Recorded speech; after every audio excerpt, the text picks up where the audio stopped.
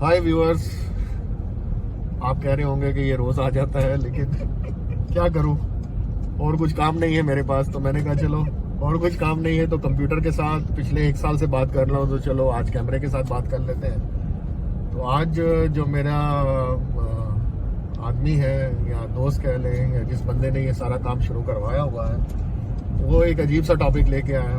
उसने मुझे एक बंदे से मिलाया जो मेरा बहुत अच्छा दोस्त है। तो मैं कुछ पढ़ रहा था तो उसने मुझे कहा क्या कर रहे हो, तो मैंने कहा यार मैं एक सर्टिफिकेशन की तैयारी कर रहा हूँ। तो आगे से हंस के बोलने लगा, अरे 48 का हो गया, अभी पढ़ के क्या करेगा, जिंदगी छोटी सी रह गई है। तो मैंने कहा भाई बात सुन, मैं तो 48 का हूँ लेकिन लगता तो मैं 40 का हूँ। तू तो 45 का है लेकिन तू लगता 65 का है। क्यों? कि तूने अपना दिमाग यूज करना छोड़ दिया। तो हमको ख्याल आया हंसते हंसते कि यार एक वीडियो बनाएंगे, सीखने की कोई उम्र नहीं होती है।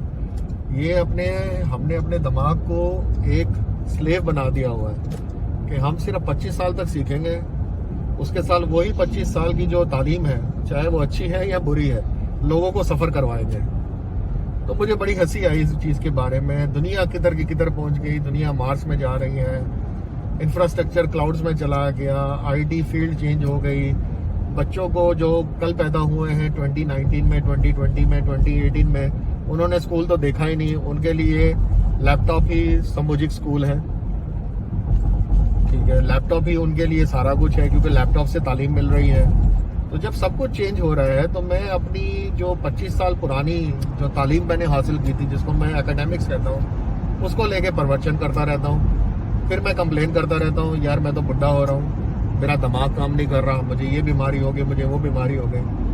कैलकुलेटर यूज करना शुरू कर देता हूँ। तो भाई दिमाग ऊपर वाले ने दिया है यूज करने के लिए, अगर हम उसको यूज नहीं करेंगे तो वो तो सड़ के गल हो जाएगा, हमारी एज पे भी उसका फैक्टर आएगा, झुर्रियां पड़ जाएंगी। क्योंकि दिमाग ही आपकी चीज को बोलता है कि भाई अभी इसको बुढ़ा कर दो। तो अगर दिमाग जवान रहेगा तो आप भी जवान रहेंगे।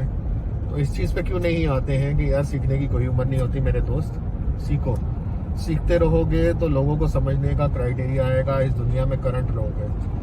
अगर इस दुनिया के साथ चलते रहोगे तो नौकरी भी मिलेगी, हर चीज मिलेगी, इज्जत भी मिलेगी, पैसा तो आ ही जाता है, लेकिन दिमाग चलना चाहिए। क्योंकि जो लोग आपकी हायर करते हैं वो आपको देख के हायर नहीं करते, आपकी सूट और टाई के लिए हायर नहीं करते। दुनिया में 5 मिलियन लोग बहुत खूबसूरत हैं लेकिन उनके पास तालीम नहीं है, एजुकेशन नहीं है, तो वो बिलो पार वेजेस पे काम करते हैं। उनकी तनख्वाह 500-1000 रुपए होती है।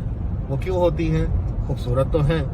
इसका मतलब ये हुआ कि एजुकेशन के बगैर आपकी खूबसूरती की कोई मायने नहीं है। तो जो आपका एम्प्लॉयर है वो अगर आप काले भी होंगे आपको ले लेगा, अगर आपको वो स्पेसिफिक स्किल चाहिए आता होगा जो उसको चाहिए, तो वो आपको आपके स्किल के पैसे दे रहा है, वो आपके नाम के पैसे नहीं दे रहा है। तो भैया मैं एक काम तो कर सकता हूँ ना, कई किताबें पढ़ सकता हूँ, अपने लिए सर्टिफिकेशन ले सकता हूँ, उससे बच्चों को भी थोड़ी सी पैशंस मिलती है, उनको पैशनेट होते हैं कि यार अगर मेरा बाप इस उम्र में पढ़ सकता है तो मैं भी पढ़ता हूँ। तो हमने क्या किया है कि अपने आप को एग्जाम्पल बनाना छोड़ दिया है, और फिर हम बच्चों को मार रहे होते हैं, तुम पढ़ते नहीं हो, तुमको आता नहीं है, तुम ये नहीं करते हो, तुम नंबर कम लेके आए। तो जब मेरे घर का माहौल ही स्टार प्लस है तो फिर मैं कैसे एक्सपेक्ट करूं? तो स्टार प्लस भी देखना चाहिए आपको, ZTV भी देखना चाहिए आपको, नेटफ्लिक्स भी देखना चाहिए, आप सब कुछ देखो। लेकिन अगर आप पढ़ते रहोगे तो बच्चे भी पढ़ते रहेंगे। बहुत से लोग आके कहते हैं मेरा बच्चा दूध नहीं पीता है, मेरा बच्चा रीडिंग नहीं करता है। तो भाई आप जब घर पे खुद ही कुछ करते हो, आपको ही पसंद नहीं, तो वो क्या करेगा? वो तो आपके नक्शे कदम पे चलेगा। खुद हम झूठ बोलते हैं, फिर बच्चों को कहते हैं बेटा देख झूठ बोलना बहुत बुरी बात है। तो ये होता क्यों है कि जनरेशन गैप आता क्यों है कि हम अपने आप को पढ़ाना लिखना छोड़ देते हैं, ये सोचिए कि यार अभी मेरी उम्र हो गई है, तो वो वाकई उम्र हो जाती है। तो फिर हम बॉलीवुड के स्टार्स को पूछते हैं, अनिल कपूर जी आपकी उम्र क्यों कम नहीं हो रही है, शाहरुख खान जी आपकी उम्र कम नहीं हो रही है, लेकिन खुद सोचते नहीं है कि हम खुद अपने आप को बुढ़ा करते हैं, फिर दूसरे से पूछते हैं भाई वो तो उसकी जिंदगी है, वो तो अपनी जिंदगी अपने हिसाब से चला रहा है, मैं अपनी जिंदगी के साथ क्या कर रहा हूँ? तो भाई मेरे लोगों के ऊपर, लोगों को डिस्करेज करना छोड़ें, लोगों को पढ़ने दें जो पढ़ते हैं। अगर आप नहीं पढ़ते हैं, आपको पढ़ना पसंद नहीं है तो नो प्रॉब्लम, बट एटलीस्ट उस आदमी को तो मोटिवेट करें जो पढ़ना चाहता है। तो आज का मेरा मैसेज यही था कि अपने आप के अंदर ये खूबी पैदा करें कि आप कोई ना कोई एक नई किताब पढ़ें। और कुछ नहीं कर सकते तो मजहब की किताबें पढ़ लें। उसको सिर्फ आपने ओथ देने के लिए नहीं रखा हुआ, वो पढ़ने के लिए भेजी है। ऊपर वाले को भी समझना एक पूरी फील्ड है। तो अगर आप वो भी नहीं कर सकते हैं तो फिर आप क्या दुनिया में करने के लिए आए, वो भाई आप खुद ही सोच लें, मैं तो नहीं आपको बता सकता। तो मुझे कुछ ना कुछ तो करना ही है।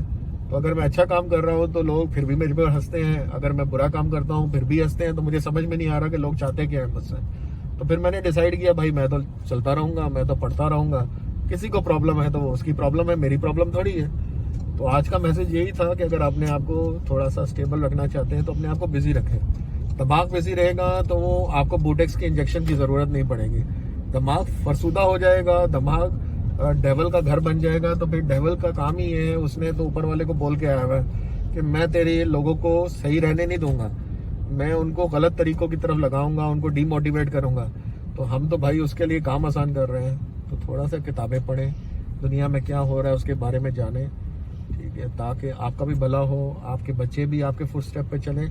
तो एटलीस्ट नेक्स्ट जनरेशन से मैं ये उम्मीद तो कर सकता हूँ कि पढ़ी लिखी पैदा होगी। तो आज के इस मैसेज के साथ और एक छोटी सी हंसी के साथ आपसे इजाज़त लेता हूँ। आप फिर मेरी गाड़ी देखेंगे, फिर मुझे देखेंगे। और ये मास्क पहनने का मकसद एक मैसेज ये भी डिलीवर करना है कि SOPs अगर गवर्नमेंट ने बनाई है, मैं अपने काम तो कर रहा हूँ लेकिन एटलीस्ट मैं उनको वायलेट नहीं कर रहा हूँ। मुझे इधर को देखने वाला नहीं है सिवाय आपकी कैमरे की आंख के। मुझे भी बहुत शौक है अपनी शक्ल दिखाने का, लेकिन इसका ये मतलब नहीं होता कि मैं गवर्नमेंट की बनाई हुई SOPs को वायलेट करना शुरू कर दूं।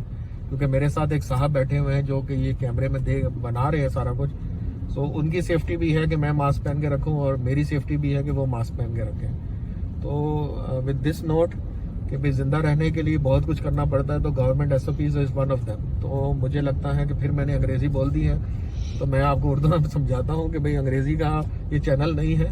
और लेकिन क्या करें हम, क्योंकि हाइब्रिड लोग हैं तो बाज़-औक़ात अंग्रेजी आ जाती है। ना हम पूरे उर्दू दान बन सके, ना हम पूरे अंग्रेज बन सके, तो हम बीच में से हाइब्रिड रह गए। तो कहने का मकसद ये है कि गवर्नमेंट की SOPs को फॉलो करें। कोरोना वाकई ये ख़तरनाक चीज़ है, उससे बचना चाहिए।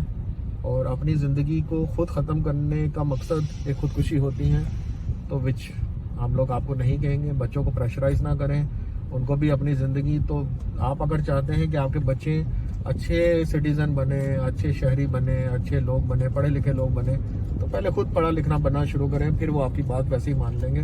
आपको स्ट्रगल करने की ज़रूरत नहीं है। विद इस नोट के साथ मैं आपसे इजाज़त लेता हूँ। फिर मिलेंगे उसी गाड़ी में, उसी फेस वैल्यू के साथ। आज के लिए इतना ही। अल्लाह हाफ़िज़।